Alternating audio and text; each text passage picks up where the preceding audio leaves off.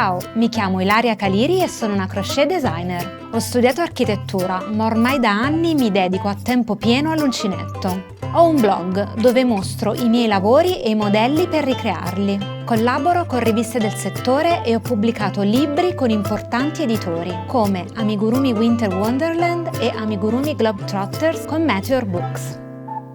Sono specializzata negli amigurumi, insoliti peluche di origine giapponese, dalle espressioni buffe e tenere.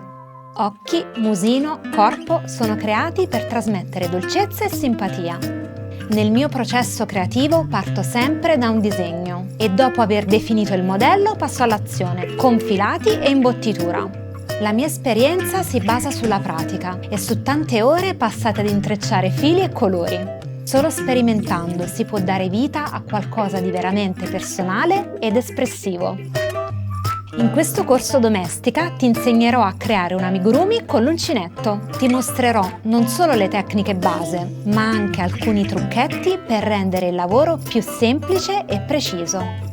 Per il progetto finale realizzeremo insieme un cane carlino con una personalità buffa e originale.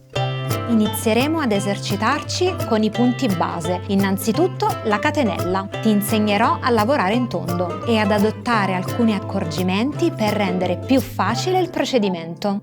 Poi daremo vita al nostro personaggio. Faremo uno schizzo e disegneremo le caratteristiche e le proporzioni del nostro cagnolino. Ti mostrerò come si leggono gli schemi, ovvero le istruzioni e le abbreviazioni. Quindi cominceremo la lavorazione vera e propria. Prima la testa, poi il corpo. Poi aggiungeremo l'imbottitura e uniremo tutte le parti con le cuciture. Infine daremo al nostro cucciolo un'espressione simpatica e una serie di accessori su misura.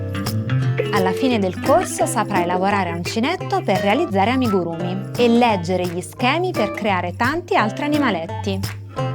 Per seguirmi ti basta una minima esperienza con l'uncinetto. Gioca con fili e colori e crea amigurumi unici e dolcissimi.